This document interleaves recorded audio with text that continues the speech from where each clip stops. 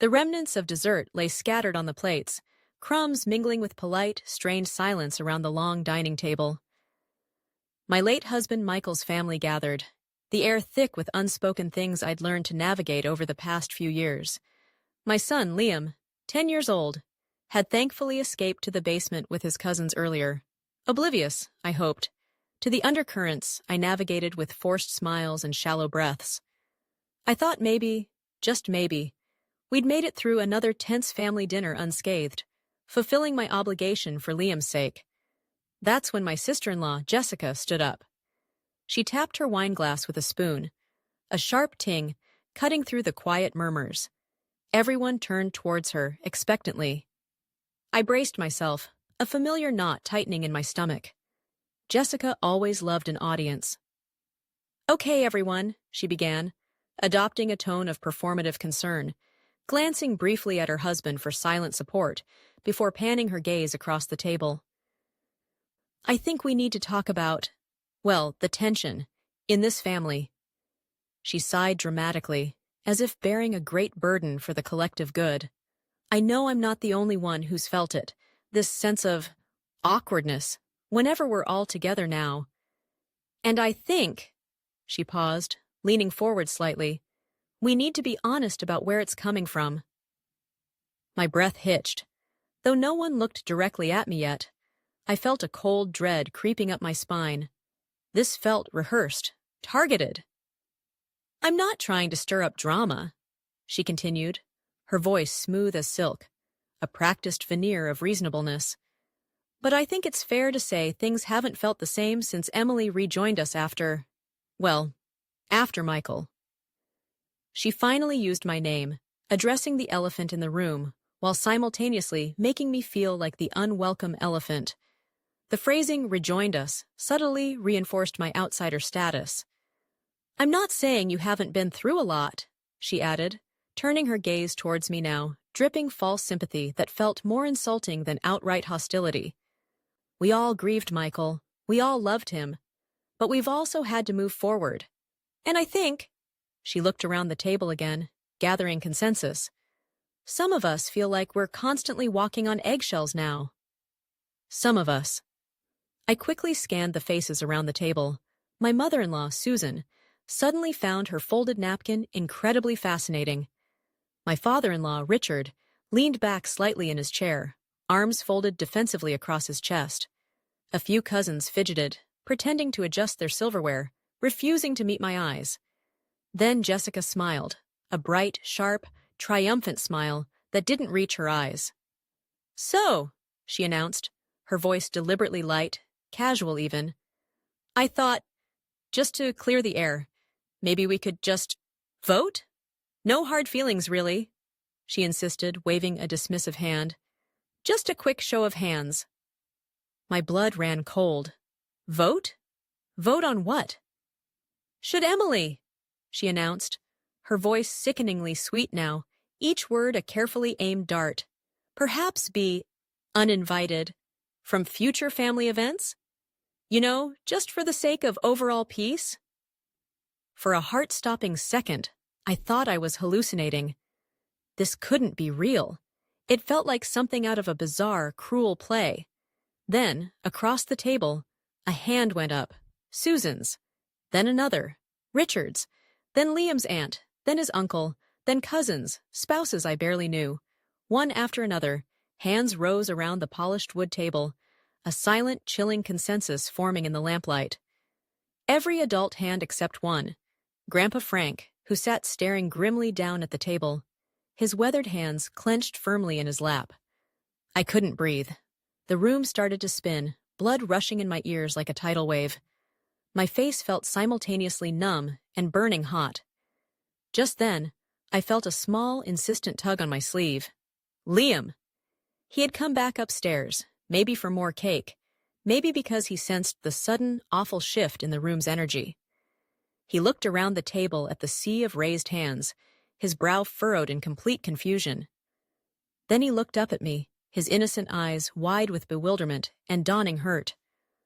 "Mom," he whispered, his voice small and shaky, cutting through my shock like a knife. "Why are they doing this?" That broke me. Not their calculated cruelty, but his innocent pain, his confusion. I forced a smile onto my face, though my lips trembled uncontrollably. I reached out, took his small, warm hand in mine, an anchor in the swirling chaos, and somehow found the strength to stand up on legs that felt like jelly. "Thank you for dinner," I said, my voice surprisingly quiet but steady, addressing the table of raised hands and averted gazes. "We should be going now." No one moved. No one spoke. No one tried to stop us as we walked, heads held high, towards the front door. As we passed Grandpa Frank's chair, he reached out almost imperceptibly and gently touched my shoulder. "You don't deserve this, Em," he whispered, his voice thick with emotion I hadn't heard from him in years. I simply nodded once, unable to speak past the lump in my throat, and kept walking, pulling Liam gently along, out of that house, out of that toxic silence, into the cool night air. What just happened was unbelievable.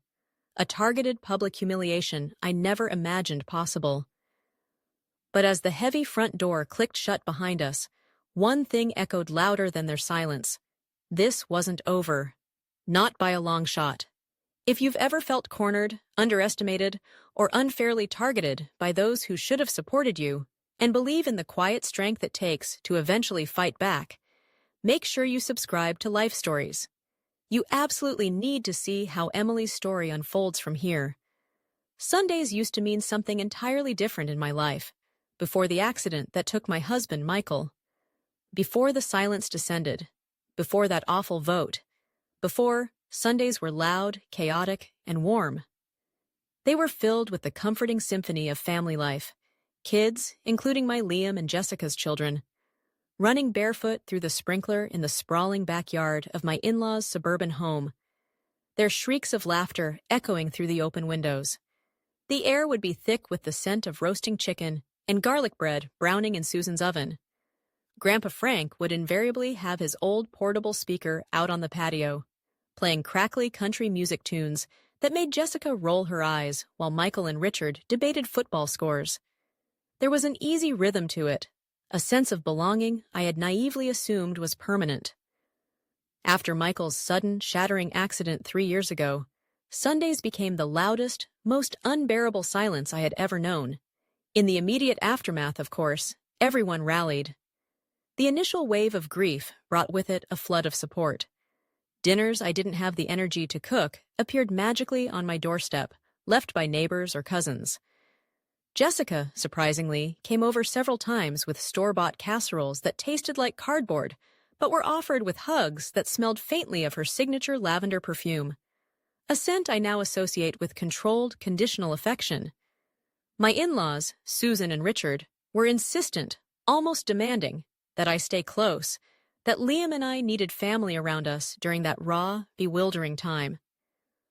"Don't drift away, Emily," Susan had said, her eyes filled with what I thought was genuine concern. "We need to stick together now." But grief has its own timeline, and sympathy, I learned, has an expiration date, especially when you're no longer directly serving a purpose within the established family unit. As the months bled into a year, then 2, the initial warmth evaporated like morning mist. The concerned check-in texts got shorter, then infrequent, then stopped altogether. Phone calls became brief, awkward exchanges before eventually ceasing. Invitations to casual barbecues, birthday parties, even holiday gatherings mysteriously dried up. It wasn't based on any conflict. I'd never argued with any of them post-Michael. I never demanded anything. Not time, not money, not even emotional support after those first few months. I didn't cause scenes or bring drama to their doorstep. I simply existed, quietly grieving, focusing all my energy on raising Liam and keeping our small world afloat. I simply stopped being useful to the image they wanted to project.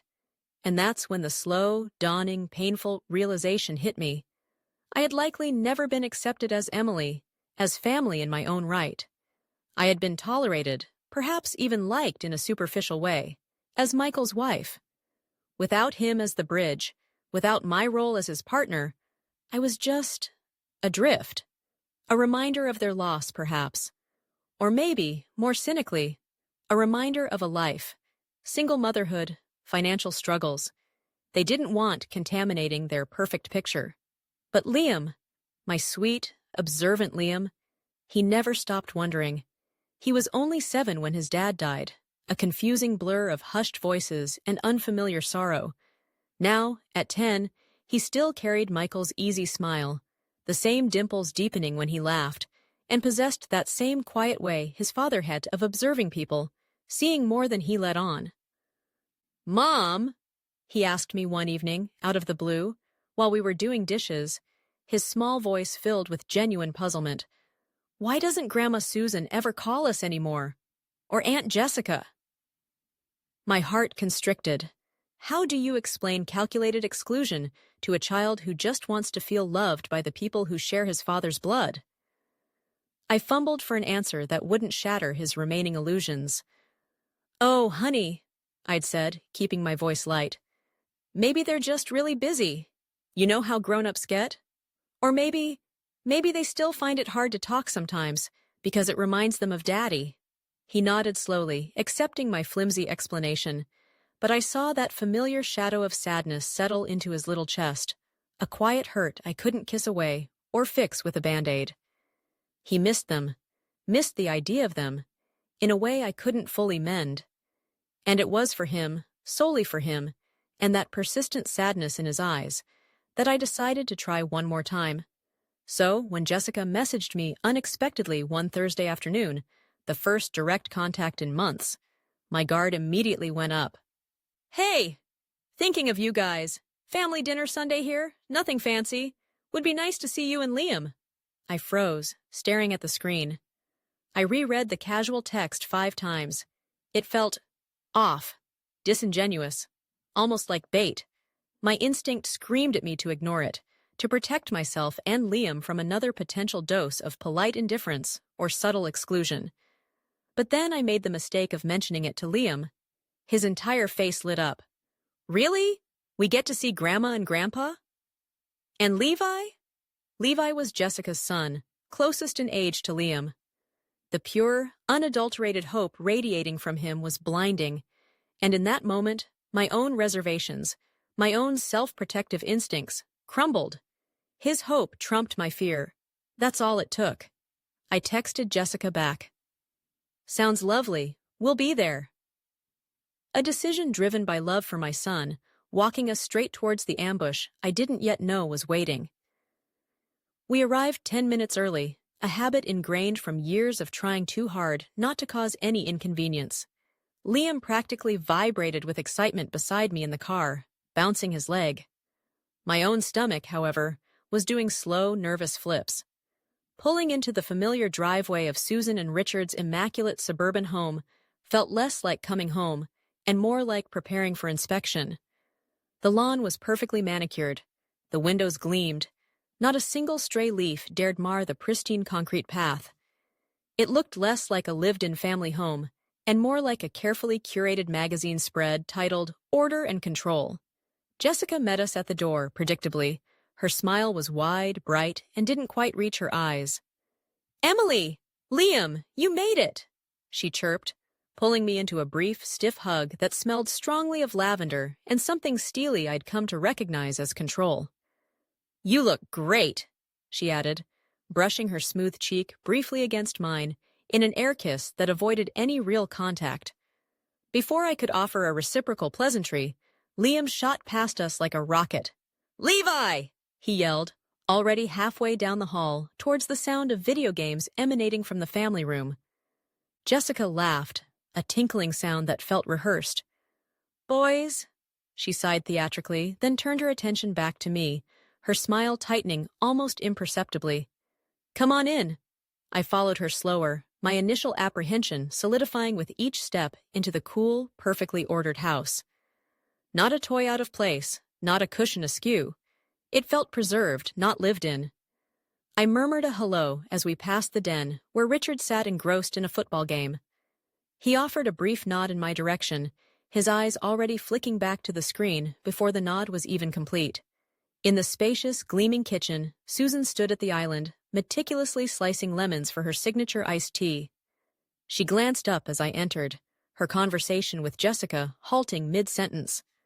"Oh, Emily," she said, her voice lacking any real warmth. "You're here!"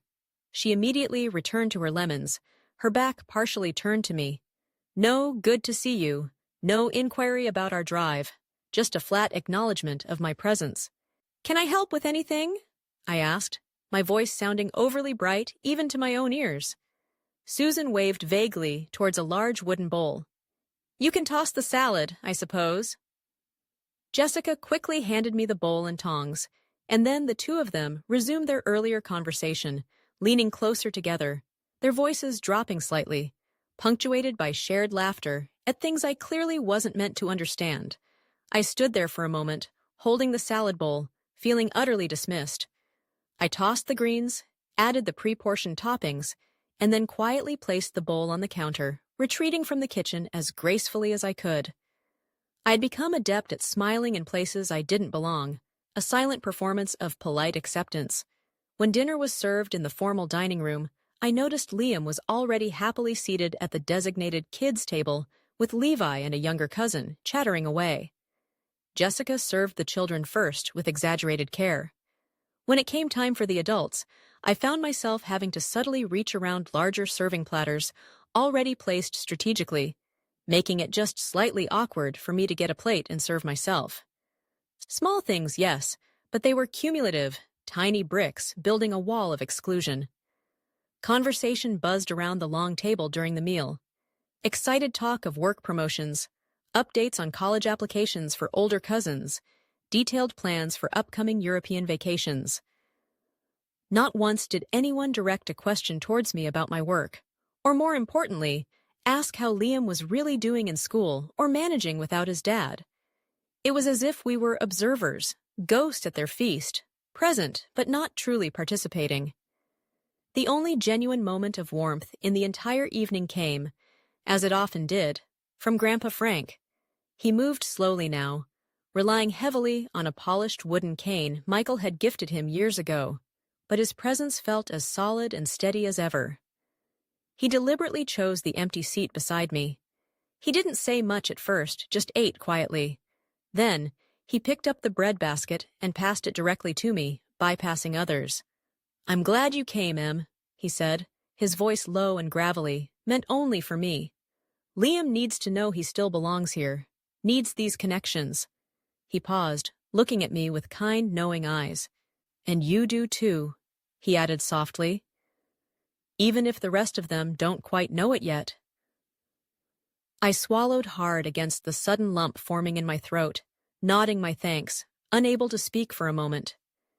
He always had that uncanny ability, that quiet wisdom, to say exactly what I needed to hear, just when the chill felt most unbearable. I risked a glance across the room towards Liam. He was laughing, head thrown back, listening to something Levi was saying, his plate piled high with mashed potatoes and chicken, eyes full of pure, uncomplicated joy. He didn't see the subtle dynamics, the carefully drawn lines of inclusion and exclusion. He didn't feel the way the air seemed to shift and cool whenever I entered a room or tried to join a conversation. He was still blessedly a child, believing in the inherent goodness of family, and I would do almost anything to protect that innocence for as long as possible. So, I smiled back at Grandpa Frank, stayed mostly quiet during the rest of the meal, and focused on Liam's distant laughter. I convinced myself I could get through just this one dinner, navigate the minefield, and get us home. The worst seemed over, but what happened next, after the dessert plates were cleared, would tear through that fragile facade of normalcy and expose the calculated cruelty I had tried so desperately, for so long, to ignore.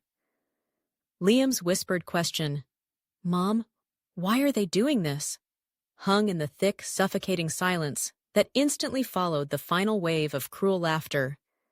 His small hand gripped my arm tighter, seeking an answer, an explanation, a reassurance I couldn't possibly give him without revealing the ugly, twisted truth about the people he thought were his loving family, the people who shared his father's blood.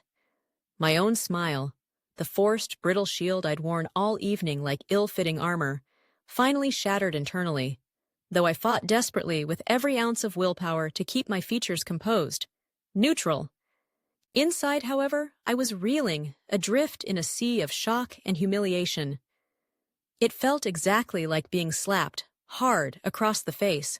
The initial stunning impact, the stinging heat rising rapidly in my cheeks, the faint, disorienting ringing in my ears. My vision blurred slightly for a moment. The perfectly set table, the casually cruel or deliberately indifferent faces of my in-laws and their guests seemed to swim in a haze of unshed tears and profound disbelief. I struggled to draw a proper breath. It felt as though all the oxygen had been abruptly vacuumed from the room, replaced by the heavy, suffocating weight of their collective judgment and amusement. The laughter had mostly died down now, sputtering out into an atmosphere pregnant with awkwardness and unspoken condemnation. All eyes were still either fixed directly on me, observing my reaction, or perhaps studiously avoiding me, which somehow felt even worse, more isolating. I risked another desperate glance around the expansive table, my eyes scanning wildly, searching, pleading for just a flicker of support, a hint of dissent against the majority, a single compassionate gaze that might offer a silent lifeline. Nothing. Susan, my mother-in-law, was now intently rearranging her dessert fork on the pristine white tablecloth. Richard, my father-in-law, stared impassively somewhere over my left shoulder, his expression unreadable, but certainly not supportive. Cousins busied themselves with their water glasses, or suddenly became engrossed in conversation with the person next to them. Even Grandpa Frank, though his hand had remained firmly, defiantly down during the vote, now kept his own gaze fixed on the table, his jaw tight, perhaps wrestling with his own conscience, or feeling powerless against the tide, but offering no outward sign of support in this critical, crushing moment. He was physically present, but emotionally, functionally, he wasn't intervening. I was completely, utterly isolated again, stranded on a desert island in the middle of a crowded, elegant dining room, with my bewildered child clinging to me, seeking answers I couldn't provide. His questions still echoed in my mind, louder than the ringing in my ears. Why? How could I possibly explain to my innocent son that his aunt, his grandmother, his extended family, found sport in publicly shaming his mother simply for existing, for surviving after loss, for raising him alone? How could I articulate to his young heart that their definition of peace required our complete erasure? The sheer injustice of it, the calculated, deliberate cruelty disguised as a casual family vote, burned hotter now than the initial shame. It wasn't just about the insults directed at me anymore. I had weathered those for years. It was about the poison they were so casually dripping into his young ears, the twisted lesson they were teaching him about family, about loyalty, about how disposable people could be made to feel. That realization cut through the fog of shock and the sharp sting of pain, hardening instantly into a cold, clear, unwavering resolve. I couldn't stay here, not 1 second longer. I couldn't let him sit there and absorb another moment of this toxicity. Staying silent now, enduring this for his sake, wasn't dignity. It was complicity in the damaging lesson they were teaching him. My own pain became secondary. Protecting him, removing him from this harmful environment, became my sole, urgent focus. Taking a deep, ragged breath that did little to calm the frantic, painful pounding in my chest, I finally met Liam's questioning eyes directly. I couldn't offer him an explanation. Not yet, not here. But I could offer him escape. I gave his small hand a firm, reassuring squeeze, trying to communicate strength I didn't entirely feel. My own hands were still trembling, but my decision was absolute, forged in that crucible of humiliation and fierce maternal love. No more forced smiles, no more enduring for the sake of a non-existent family peace. Only soy. It was time to leave. With a surge of protective energy that momentarily overrode the paralyzing shock, I pushed my chair back decisively, the legs scraping loudly against the polished floor, a sound that seemed, finally, to break the room's stunned, uncomfortable paralysis. The scrape of my chair against the floor seemed to echo unnaturally in the stunned silence that followed Liam's question. Heads turned, startled out of their collective discomfort. I didn't look back at Jessica or Susan or Richard. My focus was entirely on getting Liam out of that room. I took his hand firmly, ignoring the trembling in my own fingers, and started walking towards the front door, moving with a purpose fueled by pure protective instinct. As we passed Grandpa Frank's chair near the end of the table, he reached out almost imperceptibly, his frail hand briefly touching my shoulder. "You don't deserve this, Em," he whispered again, his voice thick with a sorrow that felt years too late, yet somehow still meaningful in that moment. I managed a single, tight nod, unable to speak past the lump in my throat, and kept walking, leading Liam away from the wreckage of the family dinner. The heavy front door closed behind us with a soft click, shutting out the oppressive atmosphere, but not the stinging memories.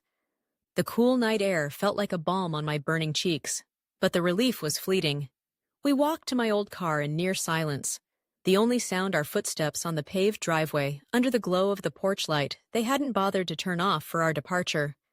Liam didn't ask any more questions on the drive home. He just leaned his head against my armrest, his small body heavy with an exhaustion that likely mirrored my own. The silence in the car wasn't peaceful. It was heavy, laden with the unspoken trauma of what he had witnessed, what we had endured. Back in our small, safe apartment, I tucked him into bed, smoothing his hair, humming a tuneless lullaby. He clung to me a little tighter than usual before finally drifting off, his face still etched with a faint line of worry, even in sleep. Seeing him like that, so vulnerable, reignited the cold fury beneath my shock and hurt. I sat alone in the dark living room for hours, the silence of our apartment, a stark contrast to the earlier cacophony of forced laughter and underlying hostility. My mind replayed the scene relentlessly. Jessica's saccharine voice, the chilling sight of those raised hands, Susan's smug face, the averted eyes, and most vividly, Liam's wide, confused eyes searching mine for an answer I couldn't give. For years, I'd swallowed my pride, accepted the crumbs of their conditional affection, convincing myself that silence was strength, that enduring their slights was the price of maintaining some semblance of family for Liam's sake. But tonight wasn't just another slight. That vote, orchestrated so perfectly by Jessica, wasn't a spontaneous flare-up. It was a calculated execution, a public declaration designed to humiliate me, to solidify my status as an outcast, and crucially, to show my own son that his mother didn't belong. They wanted me erased, and they'd tried to do it right in front of him. That I couldn't allow. The helplessness I'd felt in that room began to morph into something else, a cold, hard resolve. I wasn't just hurt anymore. I was angry. Angry for Liam. Angry for the years I'd spent trying to earn something they were never willing to give. I needed to do something. Shouting or crying wouldn't change them. Leaving quietly felt like letting them win, letting their narrative stand. But what could I do? I needed something concrete. Proof. Evidence of the malice behind their polite facades. My mind raced, sifting through years of subtle digs, passive-aggressive texts, and then a thought sparked, faint at first, then brighter. Liam's smartwatch. It had been a birthday gift from Grandpa Frank last year. One of those kid-friendly ones with games, a step counter, and voice recording features. Liam loved playing secret agent with it, recording silly messages. Had he been wearing it tonight? Yes. Had he, by chance, activated the recording function out of habit or boredom, or even accidentally during the commotion? My heart started pounding again, this time with a different kind of energy. It felt like a long shot, almost too convenient, but I had to check. I crept into Liam's room, carefully retrieving the watch from his nightstand where he'd placed it before sleep. Back in the living room, my fingers fumbled slightly as I navigated the small screen, searching for audio logs or stored recordings. My breath caught when I found it. Several files recorded that evening, likely activated by ambient noise or accidental button presses in the basement. I scrolled through, my pulse quickening. And then I saw it. A file time-stamped right around the time the speeches would have ended, lasting several minutes. With trembling hands, I pressed play, holding the small watch to my ear. The audio quality wasn't perfect, muffled background noise, the clinking of glasses. But then, clear as a bell, Jessica's voice proposing the vote. The tense silence that followed, indistinct murmurs. And then, incredibly, distinctly, Jessica's voice again, likely leaning towards someone near her after the hands went up, captured with chilling clarity. "See? It's settled. She's too weak to fight back anyway." Too weak to fight back. The words hit me with the force of a physical blow, but this time, the pain was mixed with a surge of cold, hard validation. It wasn't just my hurt feelings. It wasn't me being too sensitive. This was calculated. This was malicious. And now, resting innocently on my son's smartwatch, I had the proof. Clutching the small smartwatch in my hand, listening again to Jessica's voice dripping with smug certainty. "She's too weak to fight back anyway." Something inside me solidified. The hurt was still there, a deep ache, but it was now overlaid with a cold, hard layer of resolve. They thought I was weak. They counted on my silence, the silence I had maintained for years out of a misplaced sense of duty or a desperate hope for acceptance. They had mistaken my endurance for surrender. They were wrong. This wasn't just about my feelings anymore. It was about protecting Liam, about drawing a line so thick and clear they could never cross it again. That night, fueled by coffee and a righteous anger I hadn't allowed myself to feel before, I didn't just wallow. I acted. I opened my laptop, bypassed the freelance work emails, and started researching. I looked for law firms specializing not just in family law, but in harassment, emotional distress, and reputation management within family contexts. By morning, I'd found a promising firm downtown, Rhodes and Keene, and submitted a request for a consultation. Within 24 hours, I was sitting across a polished desk from Diane Ross, a sharp, calm attorney in her late 40s whose demeanor radiated competence and empathy. I told her everything, starting from Michael's death, the gradual freeze-out, the passive-aggressive texts I'd saved, the culmination in the horrifying vote at the dinner, and finally, the smartwatch recording.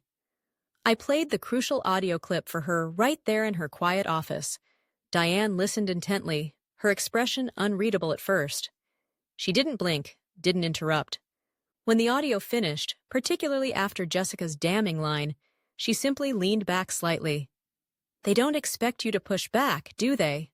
she stated, more than asked. "No," I replied, my voice quiet but firm.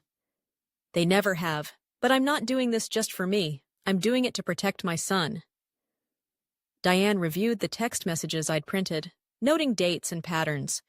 She re-listened to the audio.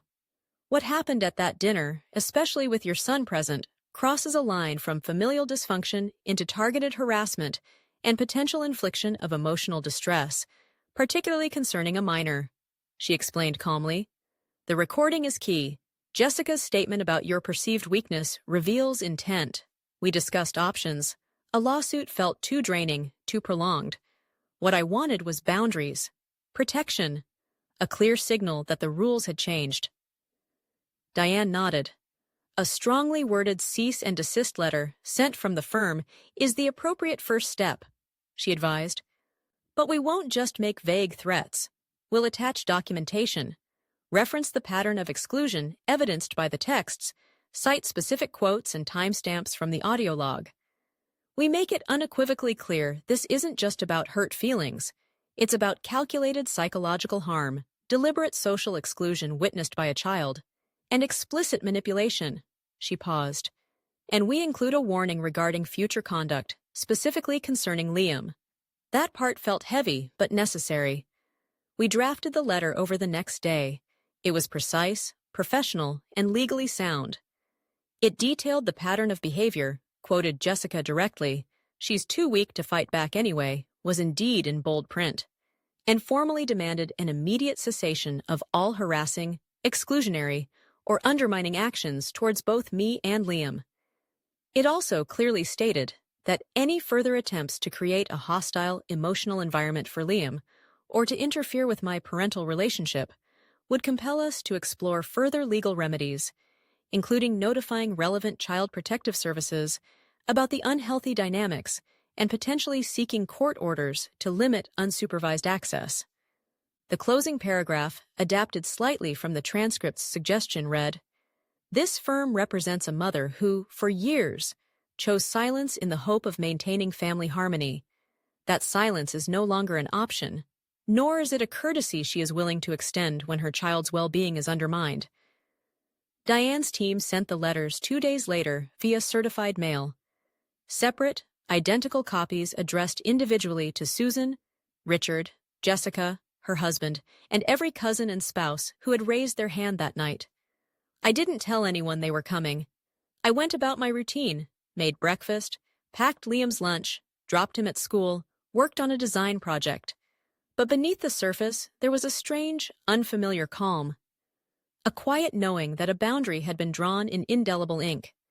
By noon that Thursday, the calls started. First, a missed call from Susan. Voicemail left empty. Then 2 rapid-fire texts from Richard. "We need to talk. Call me." Followed by, "This has gone too far, Emily." I didn't reply. At 1:23 p.m., Jessica texted, "Seriously? A lawyer? What is wrong with you?" 10 minutes later, another, "You're really going to tear this family apart over one stupid dinner comment?" Still, I said nothing. Because she knew, they all knew, it was never just about one dinner comment. Within 24 hours of the letters likely being delivered, every single person who had raised their hand against me after those initial panicked outbursts went completely, utterly silent. No one tried to call and argue. No one texted justifications. No one asked if the audio was real. They knew. On Friday afternoon, I found a handwritten card in my mailbox, no return address. Inside, on plain notepaper, was my mother-in-law Susan's script. "I'm sorry for what happened Sunday. We didn't think you'd take it this far. Maybe we were wrong about some things."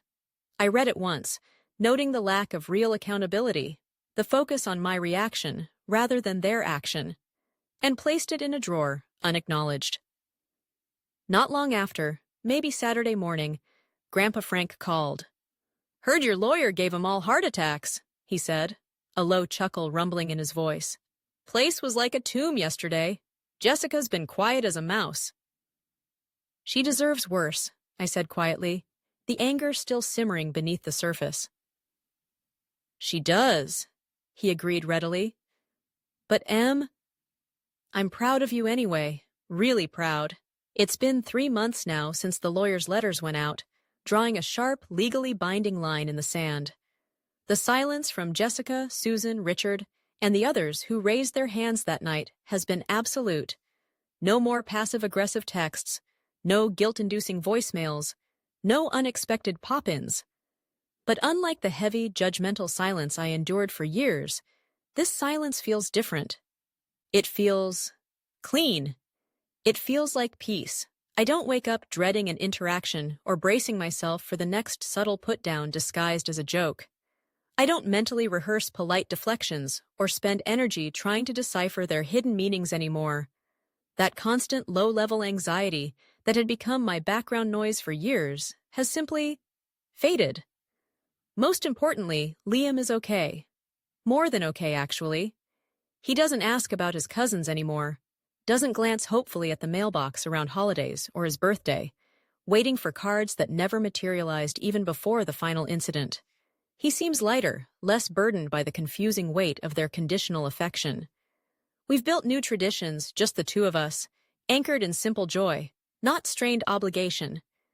Every Sunday morning now, instead of dreading a potential family summons, we get donuts from the local bakery. Liam always picks the one with the most sprinkles, and walk the winding trail around the small lake behind our apartment complex. He brings his sketchbook. I bring my travel mug of coffee. We sit on the old wooden bench where his dad, Michael, used to take him as a toddler, and we just talk. About school, about his latest comic book creation, about whether astronauts get lonely in space, whatever he wants. There's no tension, no pretending, no careful navigation required. Just easy, open peace. I also started going to therapy shortly after sending the letters. That was new for me. I'd always carried this ingrained belief, probably absorbed from my own upbringing, that therapy was for people who couldn't hold themselves together, a sign of weakness. Now, I understand it's often for people who have been holding themselves together for far too long, bleeding internally in silence, and finally decide they deserve to heal. My therapist, a kind woman with wise eyes, helped me unpack everything. She helped me put names to what happened that night, and in the years preceding it, not just exclusion or family drama, but emotional abuse. Issues, manipulation, and the specific kind of insidious bullying adults often disguise with polite smiles and dinner party settings. She helped me see that the vote wasn't some sudden, inexplicable betrayal. It was the calculated, predictable final act in a long-established pattern of disrespect and dismissal. Gaining that clarity, understanding I wasn't crazy or overreacting, healed something deep inside me I hadn't even known was so profoundly broken. And strangely, with that healing clarity, the residual anger began to dissipate. I don't wake up wishing I could make them feel the pain they inflicted on me and Liam. Healing, I'm discovering, makes revenge feel irrelevant, almost boring. I didn't want to ruin their lives.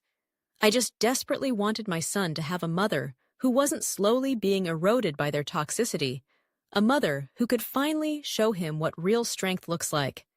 And I learned strength isn't always about confrontation, about screaming louder at a table full of people who've already decided not to listen. Sometimes real strength is knowing, deep in your bones, that you have the right to leave the room, and that you can still command respect, especially your own respect, when the door shuts quietly behind you. I've learned something else too, something profound. Family isn't automatically sacred just because it shares blood or a last name. Biology doesn't grant anyone the right to mistreat you. Names and DNA don't excuse manipulation, and loyalty doesn't mean tolerating unending pain in the name of keeping the peace. Real family is built, it's chosen, it's earned through consistent kindness, mutual respect, and unwavering support. Grandpa Frank still comes by, usually on Saturday afternoons. He and Liam play chess, badly, both laughing at their terrible moves, and they share the sugar cookies he always brings from the corner bakery. He never talks about the others, and I never ask.